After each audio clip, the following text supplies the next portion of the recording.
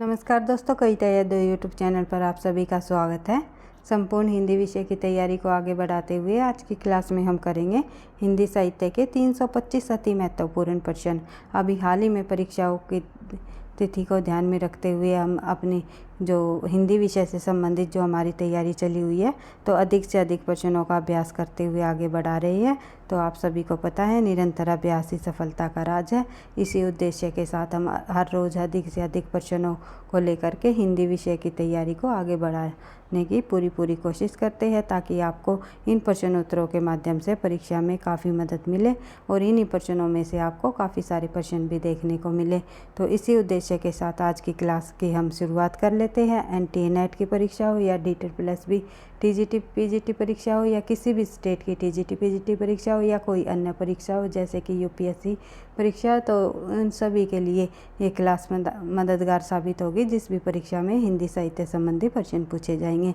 तो शुरुआत कर लेते हैं आज की क्लास की। प्रश्न नंबर 1, संविधान की 8वीं अनुसूची में शामिल की गई 4 नई भाषाएं पूछी हुई है। तो संविधान की जो 8वीं अनुसूची में शामिल की गई हमारी 4 नई भाषाएं हैं बोडो, डोगरी, संथाली और मैथिली। इन 4 नई भाषाओं को संविधान में शामिल किया गया। शुरुआत में 14 भाषाएं थी, फिर उसके बाद एक भाषा को जोड़ दिया गया था जो कि सिंधी भाषा थी। फिर उसके बाद 3 भाषाओं को जोड़ा गया, नेपाली, मणिपुरी और कोंकणी। फिर जो है संविधान की जो है 8वीं अनुसूची में लास्ट में 4 अन्य जो नई भाषाओं को जोड़ा गया जो कि 2003 में ये 2003 में जो है 92वां संशोधन हुआ था और इसमें जो है बोडो, डोगरी, संथाली और मैथिली भाषा को जोड़ दिया गया। इस प्रकार से आप लोगों को बार बार रिवीजन करते हुए अपनी तैयारी को आगे बढ़ाना है। तो देख लेते हैं प्रश्न नंबर 2, भारतीय भाषाओं को कितने मुख्य वर्गों में बांटा गया है। तो भारतीय भाषाओं को लगभग जो है 4 मुख्य वर्गों में बांटा गया है। कौन कौन से देख लेते हैं। उत्तर भारत में बोली जाने वाली बहुरूपीय भाषा परिवार की भाषाओं को आर्य भाषा समूह कहा जाता है, नंबर 1। दूसरा है दक्षिण की भाषाओं को जो है द्रविड़ भाषा समूह कहा जाता है। तीसरा है ऑस्ट्रो एशियाटिक परिवार की भाषाओं को मुंडारी भाषा समूह कहा जाता है। उसके बाद पूर्वीतर में रहने वाली तिब्बती बर्मी नरजातीय भाषाओं को चीनी तिब्बती नाग या नाग भाषा समूह भी कहा जाता है। तो देख लेते हैं आगे।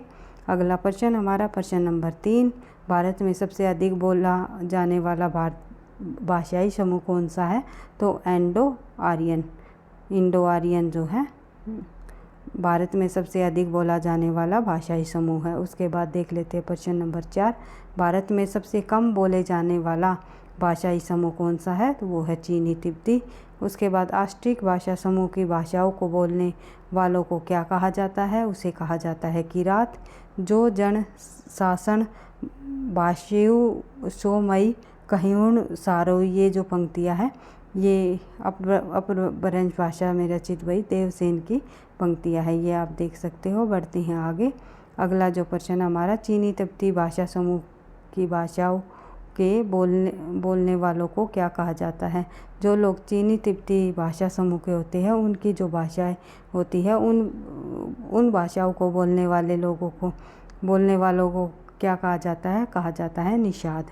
उसके बाद देख लेते हैं प्रश्न नंबर 8, अपभ्रंश के योग से राजस्थानी भाषा का जो साहित्यिक रूप बना उसे क्या कहा जाता है। अपभ्रंश प्लस जो है राजस्थानी है भाई, ये टाइपिंग मिस्टेक हो गई, राजस्थानी आप देख सकते हो। तो अपभ्रंश प्लस राजस्थानी भाषा के योग से जो भाषा बनती है आप सभी को पता है उसे कहा जाता है डिंगल भाषा। और अपभ्रंश प्लस राजस्थानी को जब हम हटा देते हैं इसकी जगह अगर हम जो है ब्रिज भाषा कर देंगे तो अपभ्रंश प्लस जो ब्रिज भाषाओं के योग को क्या कहते हैं, उसे कहते हैं हम पिंगल। ये होती है पिंगल भाषा और राजस्थानी के योग से होती है डिंगल भाषा। इस प्रकार दोनों को आपको याद रखना है। उसके बाद देख लेते हैं, एक नरपिया को भानी तन वाको सरगा जो पानी, ये पंक्ति किस भाषा में है। ये ब्रज भाषा की पंक्ति है। उसके बाद देख लेते हैं, अमीर खुसरो ने जिन मुकरियों, पहेलियों और 2 सुकनों की रचना की उसकी मुख्य भाषा क्या मानी जाती है। तो अमीर खुसरो जी ने जो है जिन मुकरियों, पहेलियों और 2 सुकनों की रचना की है उसकी भाषा जो है खड़ी बोली रही है। उसके बाद देख लेते हैं आगे प्रश्न नंबर 11, कहानी तीसरी कसम किस पर फिल्म बन चुकी है? तो तीसरी कसम जो कहानी है फणीश्वर नाथ रेणु की, इस पर फिल्म भी बन चुकी है। तो ये किसने लिखी, ये पूछा हुआ है, तो फणीश्वर नाथ रेणु ने। बढ़ते हैं आगे, प्रश्न नंबर 12। हिंदू मग पर पाँव न राख्यो का बहुते जो हिंदी वाक्यो पंक्ति किसकी है? तो कई बार हम पढ़ चुके हैं। नूर मोहम्मद की रीतिकालीन कवियों को रीतिबद्ध, रीतिसिद्ध, रीतिमुक्त कवियों की श्रेणी में किस विद्वान ने विभाजित किया? वे विद्वान है विश्वनाथ प्रसाद मिश्र।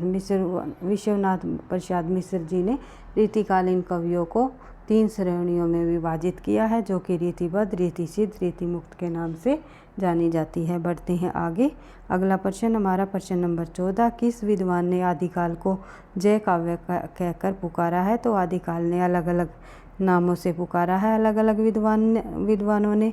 तो जय काव्य काल कहा है रमा शुक्ल रसाल जी। बढ़ते हैं आगे, अगला प्रश्न हमारा प्रश्न नंबर 15। भाई मैं जल्दी प्रश्नों को पढ़ रही हूँ ताकि हमारी ये जो 325 प्रश्नों की सीरीज है, इस सीरीज को आज की क्लास में हम कंप्लीट कर पाए। तो देख लेते हैं कितने प्रश्नों को हम करेंगे। तो अगला जो हमारा प्रश्न है प्रश्न संख्या 15। क्योंकि निरंतर अभ्यास ही सफलता का राज है। बार बार जब प्रश्नों की रिवीजन होगी, हम जल्दी अभ्यास करेंगे, वे प्रश्न आप लोगों को तब परीक्षा में देखने को मिलेंगे। तो आंसर लगाने में आपको बिल्कुल भी देरी नहीं होगी। तो देख लेते हैं। मैं जब जीवन का भार लिए फिरता हूँ, फिर भी जीवन से प्यार लिए फिरता हूँ। पंक्तियों के प्रधान जो अलंकार है वो उसमें कौन सा अलंकार है? तो मैं जब जीवन का भार लिए फिरता हूँ, फिर भी जीवन में प्यार लिए फिरता हूँ। भार भी ले लिया है और प्यार भी ले लिया है। तो इस प्रकार से विरोधाभास अलंकार हमें देखने को मिलता है। बढ़ते हैं आगे, अगला प्रश्न हमारा जायसी कृत चित्ररेखा नामक ग्रंथ का नायक कौन है? तो राजकुमार प्रीतम जो है चित्ररेखा नायक, जो चित्ररेखा नामक ग्रंथ है जायसी जी का, उसका नायक है रामकुमार प्रीतम। बढ़ते हैं आगे, रामकुमार नहीं, राजकुमार। तो देख लेते हैं प्रश्न संख्या 17। बच्चन पर फारसी के किस कवि का प्रभाव है? तो उमर ख़याम का प्रभाव पड़ा है बच्चन जी पर फारसी के। बढ़ते हैं आगे, अगला प्रश्न संख्या 18। विद्यापति के पदों में प्रधान रस कौन सा माना जाता है? तो श्रृंगार रस प्रधान माना जाता है। विद्यापति के जो पद होते हैं, विद्यापति के जो पद यानी कि पदावली के जो पद है, उसमें श्रृंगार रस को प्रधान माना है। उसके बाद देख लेते हैं अगला प्रश्न। ये भाई टाइपिंग मिस्टेक है, इसलिए मैंने यहाँ पे आपको लोगों को बताया है। बढ़ते हैं आगे, प्रश्न संख्या 19। तार सप्तक का प्रकाशन कब हुआ? तो तार सप्तक का प्रकाशन हुआ 1943 में। तार सप्तक का हुआ, फिर द्वितीय सप्तक का हुआ 1951 में, फिर तृतीय सप्तक का जो प्रकाशन हुआ वो हुआ कब? 1959 में। उसके बाद जो है चतुर्थ सप्तक का हुआ था 1979 में। इस प्रकार से चारों सप्तकों का प्रकाशन वर्ष आपको ध्यान रखना है। और किसने किया? अज्ञे जी ने। और इनमें जो 7 कवियों की कविताओं को इसमें पिरोया गया है। बढ़ते हैं आगे, अगला प्रश्न हम देख लेते हैं। फूल नहीं रंग बोलते किसकी कविता है? तो फूल नहीं रंग बोलते केदारनाथ अग्रवाल जी की कविता है, जो कि एक प्रगतिवादी कवि रहे हैं। उसके बाद देख लेते हैं केदारनाथ अग्रवाल पर किस बहुचर्चित प्रगतिवादी कविता लिखी है? तो वे लिखी है नागार्जुन ने। नागार्जुन ने केदारनाथ अग्रवाल पर एक बहुत ही प्रसिद्ध प्रगतिवादी कविताएं लिखी है। बढ़ते हैं आगे, प्रश्न संख्या 22। प्रवासी के गीत रचना किस सन में प्रकाशित हुई? तो नरेंद्र शर्मा द्वारा प्रकाशित की गई है। नरेंद्र शर्मा की जो रचना है वो प्रवासी के गीत नाम से प्रकाशित हुई है। और कब? 1940 में। ये भी आपको ध्यान रखना है। बढ़ते हैं आगे, प्रश्न संख्या 23। मेरा वश चलता मैं बन जाता कौमारी है तुम्हारा पंक्ति किसकी है? तो ये है रामेश्वर शुक्ल अंचल की, जो कि मार्शलवाद के प्रवर्तक भी माने जाते हैं। रमेश शुक्ल अंचल जी जो है मार्शलवाद के प्रवर्तक भी माने गए हैं। और हलाहलवाद के प्रवर्तक बच्चन जी माने जाते हैं। बढ़ते हैं आगे, अगला प्रश्न संख्या 24। आज के बिछड़ो न जाने कब मिलेंगे किस युग में लिखी गई पंक्ति है? तो नरेंद्र शर्मा जी की ये पंक्ति है। और किस युग की है नरेंद्र शर्मा जी? उत्तर छायावाद की। उत्तर छायावादी कवि रहे हैं नरेंद्र शर्मा जी। बढ़ते हैं आगे। हाहाकार किसकी कविता है? तो हाहाकार जो है रामधारी सिंह दिनकर जी की प्रसिद्ध कविता है। उसके बाद देख लेते हैं अगला प्रश्न। प्रश्न संख्या हमारी 26। विद्यापति ने अपभ्रंश को क्या कहा है? तो विद्यापति ने अपभ्रंश को देशी वाणी कहा है।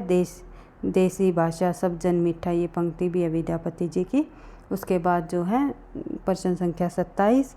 परिरम कुम की मदिरा निश्वास में लेके जो कि किसकी और किस कविता की पंक्ति है? तो जयशंकर प्रसाद जी की आंसू कविता से ली गई है। बढ़ते हैं आगे। मिलन यामिनी किसका गीत संग्रह है? तो ये गीत संग्रह हरिवंश राय बच्चन जी का है। एकलव्य किसकी रचना है और रचना का स्वरूप क्या है? तो राम कुमार वर्मा जी की एकलव्य रचना है। उसके बाद देख लेते हैं और इस रचना का जो स्वरूप है ये एकलव्य इनका क्या है? ये इनका एक काव्य संग्रह है। बढ़ते हैं आगे। अगला प्रश्न हमारा प्रश्न संख्या 30। और राम कुमार वर्मा जी भी एकांकी के जनक भी माने जाते हैं, ये भी आपको ध्यान रखना है।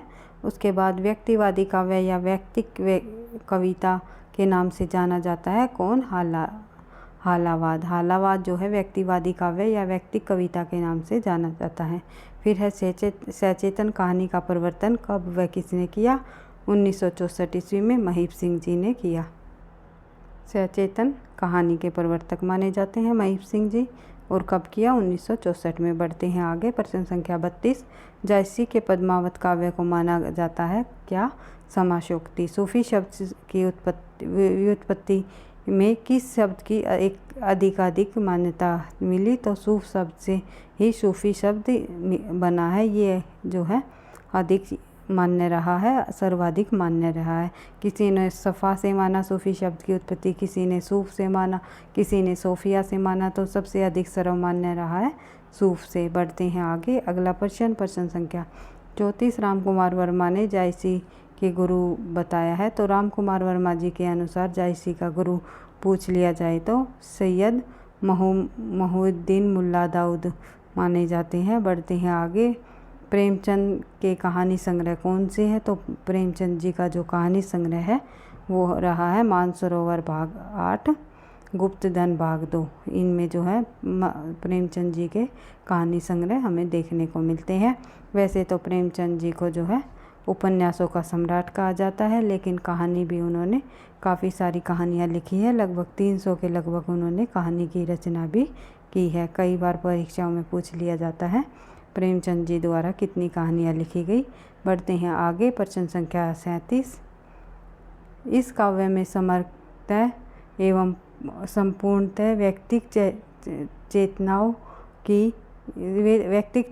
को ही काव्य में स्वरों और भाषा में संयोजा गया है। तो इस काव्य में समग्रतः एवं संपूर्णतः व्यक्तिक चेतनाओं को ही काव्य में स्वरों और भाषाओं में संयोजा गया है।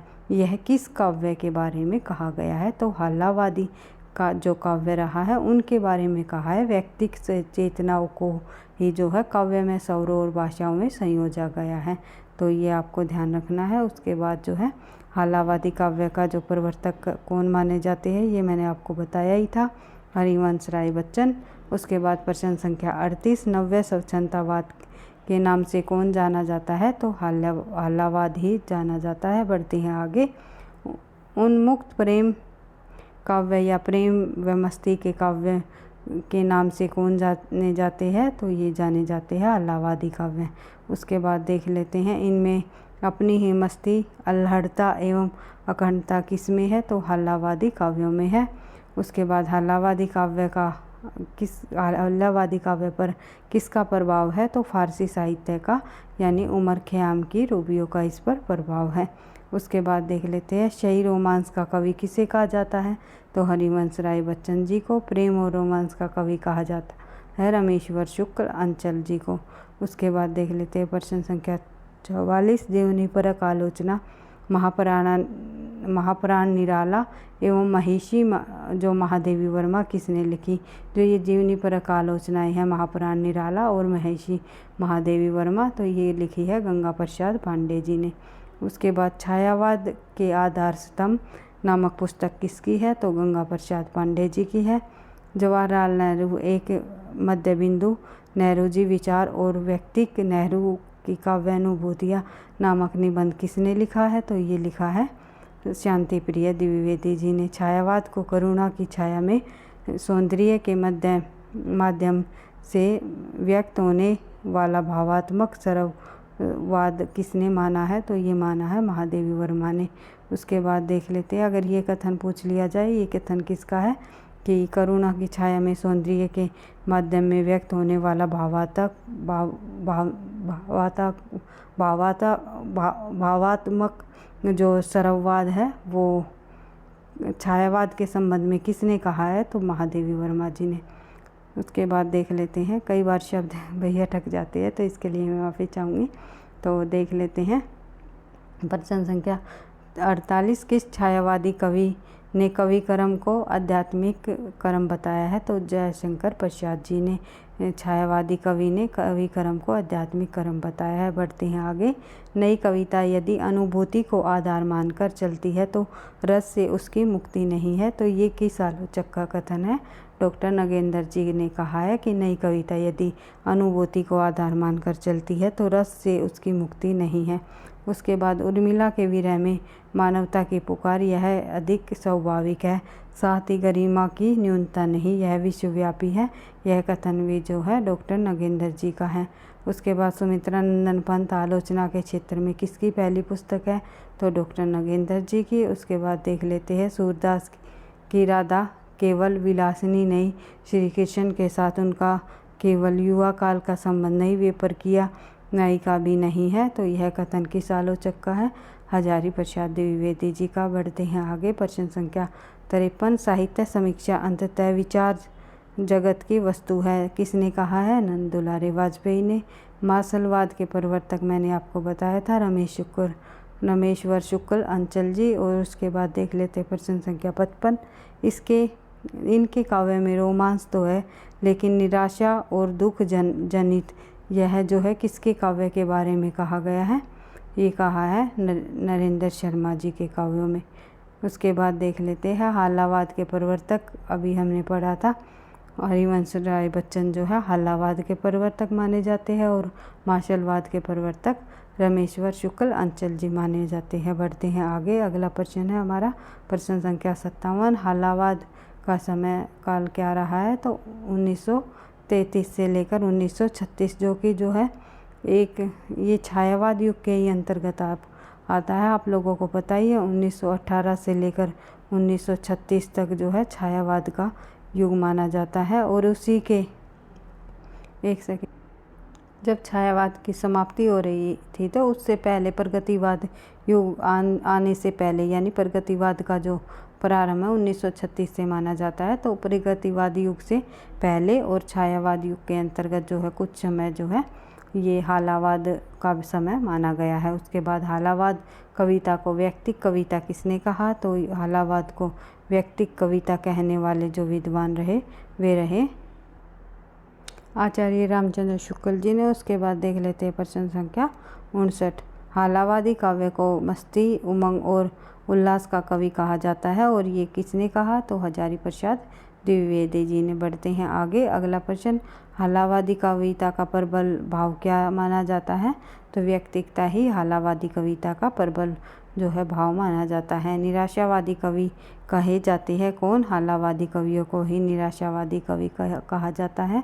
बढ़ते हैं आगे। प्रश्न संख्या 63, व्यक्तिवादी कविता का मुख्य स्वर निराशा है और अवसाद का है, थकान का है, टूटन का है, चाहे किसी भी परिप्रेक्ष्य में हो।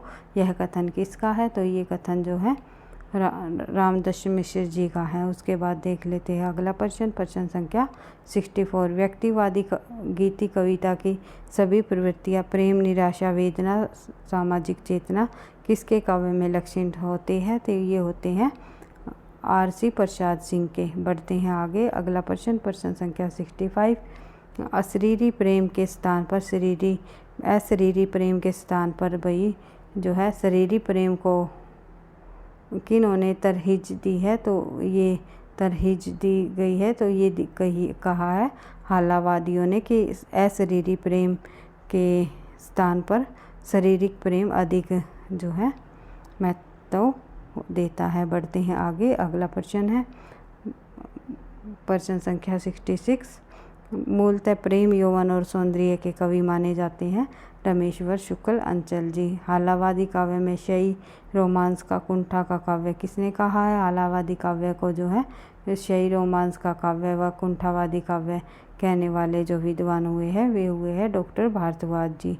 उसके बाद हालावाद प्रचलित कब से हुआ है? तो बच्चन की जो मधुशाला से जो है हालावाद प्रचलित हुआ। जैसे कि 1935 की जो ये रचना है मधुशाला, तो यह तब से ही जो है हालावाद अधिक प्रचलित रहा। समय आप लोगों ने देख ही लिया था। हालावाद जो काव्य का समय रहा था वो 1933 से लेकर के 1936 तक माना जाता है, लेकिन इनके बीच जो है 1935 का जो समय आया उसमें यह अधिक प्रचलित काव्य मान रहा। पढ़ते हैं आगे, अगला प्रश्न है प्रश्न संख्या 69। तो किसकी रचनाओं में आत्मसंदेह और मृत्यु की भावना सर्वाधिक पाई जाती है? तो ये पाई जाती है हरिवंश राय बच्चन जी की। बच्चन की रचना श्रेय में शामिल है मधुशाला, मधुबाला, त्रय में शामिल है भाई ये, यानी कि 3 रचनाएं कौन सी है बच्चन जी की? वे है मधुशाला, मधुबाला और मधुकलश। और मधुशाला, मधुबाला, मधुकलश ये रचनाएं जो है बच्चन की। और मधुशाला से ही जो है हमें जो हालावाद काव्य का अधिक प्रचलन कब माना जाता है? तो मधुशाला से ही माना जाता है, मधुशाला रचना के समय से, यानी मधुशाला का जो प्रकाशन वर्ष 1935 माना जाता है। बढ़ते हैं आगे, छायावाद का दूसरा उन्मेषण कहा जाता है, किसे कहा गया है? उत्तर छायावाद को छायावाद का दूसरा उन्मेष कहा गया है। उसके बाद बात करें आगे प्रश्न संख्या 77। उत्तर छायावाद को काव्य का दूसरा उन्मेष किसने कहा है? तो ये कहा है हजारी प्रसाद द्विवेदी जी ने। उत्तर छायावाद में कितने प्रकार की काव्य धाराएं विकसित है? तो उत्तर छायावाद के अंतर्गत 2 प्रकार की काव्य धाराएं विकसित हुई, एक राष्ट्रीय और दूसरा व्यक्तिक काव्य धारा। बढ़ते हैं आगे प्रश्न संख्या 74। उत्तर छायावाद को स्वच्छंद काव्य धारा किसने कहा? तो उत्तर छायावाद को स्वच्छंद काव्य धारा कहने वाले विद्वान हुए रामचंद्र शुक्ल जी। उसके बाद गणपति चंद्रगुप्त ने उत्तर छायावाद को कितने भागों में बांटा है? तो उत्तर छायावाद को गणपति चंद्रगुप्त ने 3 भागों में बांटा है। कौन कौन से? राष्ट्रीय चेतना प्रदान, व्यक्ति चेतना प्रदान व समष्टि चेतना प्रदान। इस प्रकार से बढ़ते हैं आगे। अगला प्रश्न है हमारा, हालावाद को प्रगति प्रयोग का पूर्वाभास किसने कहा है? तो बच्चन सिंह ने कहा है। प्रगति प्रयोग का पूर्वाभास यानी पूर्व ही आभास हो गया था प्रगतिवाद का, प्रयोगवाद का, और जो है इन दोनों वादों का जो बच्चन का जो हालावाद था 1933 से लेकर के 1936 तक का जो इसका समय माना जाता है, तो इसी में जो है पता चल गया था प्रगतिवाद आने वाला है और प्रयोगवाद भी आने वाला है।